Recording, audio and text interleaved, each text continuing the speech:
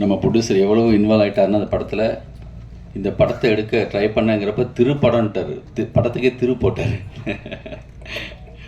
தப்பாக பேசினாலும் தமிழ் அழகாக இருந்துச்சு அந்த வார்த்தையில். நந்தா பெரியசாமி, எனக்கு ரவிராதா.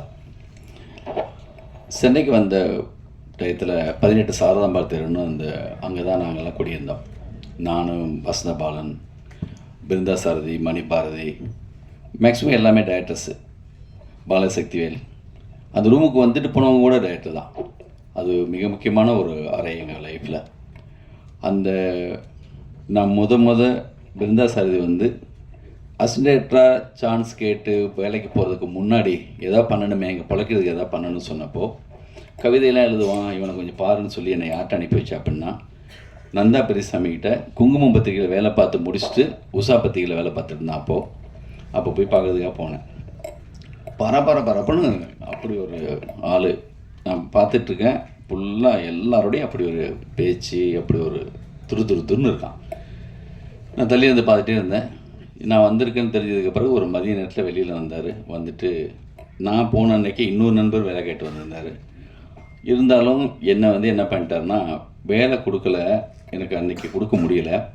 சாப்பிட்றதுக்காக எல்லாருமே போகிறாங்க பக்கத்தில் ஒரு ஹோட்டலுக்கு. அப்போ என்னையும் சேர்த்து கூப்பிட்டு போனார். வாங்க போய் சாப்பிட போகலான்னு சொல்லி. அன்னைக்கு போட்ட ஒரு சாப்பாடு இருக்குல்ல, நான் கூடவே நிற்கிறேன் எல்லாம் சொல்கிறது காரணம்னா, எந்த எதிர்பார்ப்பு இல்லாமல் அது சென்னையில் ஒரு நண்பன் முத பார்த்தப்ப கூட்டு போய் போட்ட அந்த சாப்பாடு இருக்குல்ல, அந்த நன்றி லைஃப் லாங் எனக்கு எப்பயுமே அது இருக்கும். அது மட்டும் இல்லை, பத்திரிகையில் இருந்தனால அவர் கொஞ்சம் எல்லா பக்கமும் நிறைய சம்பாதிப்பார், நிறையா அப்போ வேலை பார்த்துருந்தார். நாங்கள்லாம் சும்மா இருந்தோம்.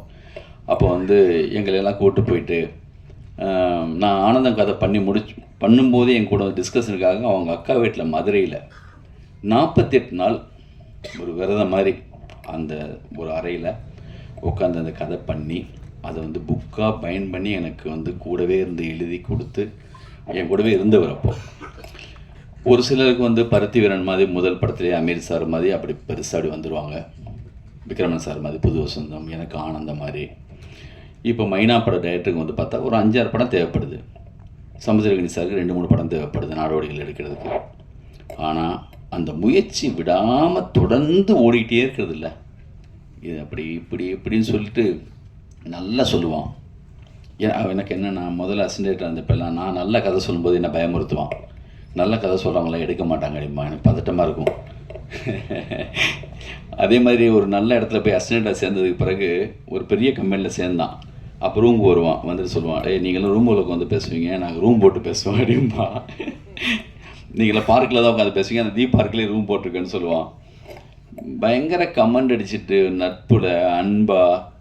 இங்கே இந்த சென்னை வந்த புதுசுலேருந்து யாரோ என்னென்னமோ முயற்சிகள் இருந்துகிட்டே இருக்கும். ஒரு சிலருக்கு உடனே அமைஞ்சிருது, ஒரு சிலருக்கு அந்த தவிப்பில் ஒரு காலகட்டம் எடுத்துக்குது. அவனுக்கு நடக்க வேண்டிய எனக்கு ஆனந்தத்தில் நிகழ்ந்தது, நாடோடிகளில் சமுத்திரகனி சாருக்கு நடந்தது, பருத்தி வீரனில் அமீர் சாருக்கு நிகழ்ந்தது அவனுக்கு இந்த படத்தில் நிகழ்ந்துருச்சு. நான் கூட ஒரு நட்பு நாளை நல்லா இருக்குன்னு நினைக்கிறோமோ, நல்லா தான் இருக்கா அப்படிங்கிற மாதிரி சந்தேகம்லாம் இருந்துச்சு. அந்த சந்தேகத்தை சமீபத்தில் அமீர் சார்லேருந்து ஆரம்பித்து சரண் சார்லேருந்து Sasi sir, Balaji sir, AL Vijay எல்லாம் படம் பார்த்து நான் விடாமல் தொடர்ந்து ஒவ்வொருத்தங்களும் சொல்லும்போது நிஜமாக தான் சொல்கிறாங்களா, நட்புக்காக சொல்கிறாங்களா, எத்தனை வாட்டி கேட்டாலுமே உண்மையாக தான் சொல்கிறாங்க. நேற்று பெரிய நம்பிக்கை பாலாசக்திவேல் சார், ஏஎல் விஜய் எல்லாம் கொடுத்துட்டாங்க. இப்போ எனக்கு மணி சாருக்கு, சங்கர் சாருக்கு எல்லாருக்குமே இந்த படத்தை காட்டணும்னு இன்னும் பெரிய ஆர்வம் வந்துருச்சு. இன்னும் இது பெருசாக தூக்கிட்டு போகணுன்னு வந்துருச்சு. என்ன மாதிரி இந்த படத்துக்குள்ளே வேலை பார்த்தவங்க என்னென்னா, அவர் ஒரு நேர்மைன்னு சொல்கிறோம்ல, ஒரு நேர்மையான ஒரு ஆர்டிஸ்ட் இந்த படத்தில் சமுத்திரகனி. எனக்கு அவ்வளோ பிடிக்கும். மம்முட்டி சார் மாதிரி எனக்கு சொல்லுவேன் அடிக்கடி. நான் ஆனந்தம்னு 2வது பாட்டு எடுத்தேன்னா நீங்கள் முதலாளின்னு சொல்லுவேன். எப்பயுமே ஒரு பேசிட்டே தான் இருப்பான் தொடர்ந்து. அவர் விசாரணை படத்தில் நடித்ததை பார்த்துட்டு அவரும் அந்த ரூமில் ஒரு அறையில் அவர் நடிப்பார். அதை பார்த்துட்டு நான் பேசின ஒரு என்ன ஒரு கம்பீரமாக இருக்கும். அது வில்லனாக நடிக்கட்டும், இல்லை இந்த மாதிரியான கேரக்டர் பண்ணட்டும், பிரேம் வச்சா 100% அது அப்படி நிற்பார். அது அவர்கிட்ட அப்படி இருக்கும். அப்படி நடிச்சிருக்காங்க இந்த படத்தில். மிக அற்புதமான ஒரு நடிப்பு. அதே மாதிரி அனன்யாவும் வந்து அவ்வளோ அழகாக அந்த போன் சீன், முதல் சீன் என்னங்க சமைச்சு வச்சுருக்கேன், கதை சொல்லிட மாட்டேன் அப்படியே சொல்லி அம்மா வந்து அழகாக பேசிட்டீங்கம்மா, ரொம்ப இன்னசென்ட்டாக ரொம்ப அற்புதமாக இருந்துச்சும்மா, நீங்கள் தான் தொடக்கம், ரொம்ப அழகாக இருந்துச்சு, ரொம்ப அற்புதமாக பேசுனீங்க. அப்படி வந்து அந்த சீனில் ரொம்ப நல்லா பண்ணியிருந்தாங்க. கேமராமேன் சுகுமார், எங்கள் கும்கி படம், இந்த படத்தில் வந்து கும்கியுடைய அந்த அந்த அமைப்பு இருக்குதுன்னு நான் நினைக்கிறேன். தெரிஞ்சோ தெரியாமையோ எங்கள் நடிகர் அவங்களும் வந்துட்டாங்க உள்ள. அவங்களுக்கும் சமுத்திரகணி சாருக்கும் அப்படி ஒரு கெமிஸ்ட்ரி இருக்கும் ஒவ்வொரு படத்துலையும். இந்த படத்தில் சின்ன கேரக்டர் ரொம்ப அழகாக பண்ணியிருக்காங்க. இந்த ப்ரொடியூசர்ஸ் தெலுங்குலேருந்து வந்திருக்குன்னு சொன்னாங்க. ரவி சார், செந்தில், நாங்கள் எம்ஜிஆர் நகர் ரூமில் இருந்தப்போ நடிப்பு சான்ஸ் கேட்டு வருவார் நம்ம செந்தில். என் படத்தில் இப்போ பண்ண வாரியரில் இப்போ ஒரு சீன் நடிக்க கொடுத்தேன் அந்த ஸ்டூடியோவில் பார்த்துட்டு. அந்த யசோதா படம் வந்து அவங்க பண்ணிகிட்டு சம்மந்தா வச்சுட்டு ஒரு படம் பண்ணாங்க. அப்போது இந்த படத்தில் சம்மந்தப்பட்ட ஒரு சில காட்சிகளை வந்து ரொம்ப அழகாக எல்லாருமே எடுத்து சொல்லிட்டே இருக்காங்க. இந்த கதையை கேட்டு முடித்த உடனே நான் கோவா ஃபிலிம் ஃபெஸ்டிவலில் இருந்தேன். அப்போ லோகேஷ் கனகராஜ் அவங்க அசிஸ்டன்ஸ் எல்லாமே வந்திருந்தாங்க. நான் சும்மா வந்து எப்பயுமே ஒரு படம் வந்து என்னை பாதிச்சிச்சு, கதை பாதிச்சிச்சுன்னா நான் சும்மா சொல்லி பார்ப்பேன். அது சௌத்ரி சார் கூட அப்படி தான் இருப்பார். யாருக்காவது சொல்லி பார்க்கும்போது அதில் ஒரு ஃப்ளோ இருக்கும். அது கேட்குறவங்களும் ரொம்ப நல்லா இருக்குன்னு சொல்லுவாங்க. அது எப்படி தப்பாக எடுத்தாலும் சரியாக தான் வரும். அதான் சௌத்ரி சார் 43-44 புது டைரக்டர் இன்ட்ரடியூஸ் பண்ணது காரணம் என்னென்னா, அவர் கதையை நம்பினதுக்கு பிறகு கவலையே பட மாட்டார். நல்ல விஷயத்தை இப்படி எடுத்தானே அதை வரியா அப்படிம்பார். டைரக்டர் பக்கம் இல்லையா, யார் சொன்னாலும் சரி தான் டைரக்டர் தான் சொல்லுவார் அவர். அது மாதிரி என்ன கஷ்டப்படாலும் சரி அந்த கதையை எடுத்துருக்கவே முடியாது. அது வந்து நான் சும்மா கிண்டல் கூட சொல்லுவேன். நான் விளையாட்டுக்கு ரவியை எப்பயுமே கிண்டல் பண்ணுவேன். அவன் சொல்லுவான், நான் ஆஸ்காராவே வாங்கிட்டு வந்தாலும் ரூமுக்கு வந்தாலும் நீங்கள் இருந்தாலும் கிண்டல் தாண்டே என்ன பண்ணுவீங்கன்னு சொல்லுவான். அது சும்மா ஒரு அன்பின் வெளிப்பாடு தான். இன்றைக்கி மகன்லாம் வந்திருக்காங்க. உண்மையான சரியான சந்தோஷத்தை பட வேண்டிய நேரம் வந்துருச்சு. அம்மாட்ட போய் சொல்லுங்கள். எனக்கு சொல்லுவாங்க அப்பப்போ, ஒரு மெசேஜ் போட்டாங்க சமீபத்தில் கூட, ஓடிக்கிட்டே இருக்காருங்க, நிற்கவே மாட்டேங்கிறாரு, எப்போ தான் அவருக்கு சரியாக நடக்கும்னு தெரியலை. வந்து சிந்தனையெல்லாம் கதை பேசுகிறதுல கதை பண்ணுறதுலாம் அந்த நாலேஜ் பயங்கரமாக இருக்கும். ஹிந்தியில் ஒரு கதை கொடுத்து மிகப்பெரிய கதை ஒன்று கொடுத்தான் அந்த ஹிந்திக்கு கூட.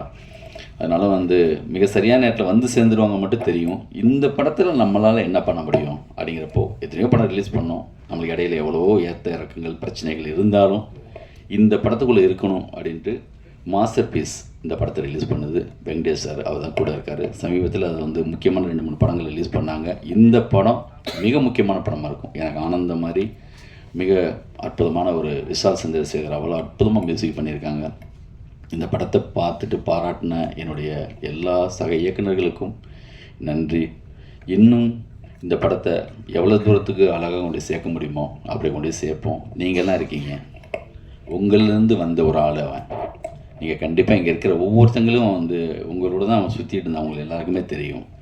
அதனால் மிக அழகாக இந்த படத்தில் பாடல் எழுதின சினேகன், இது வரைக்கும் நான் ரொம்ப பிடிக்கும் அவரை.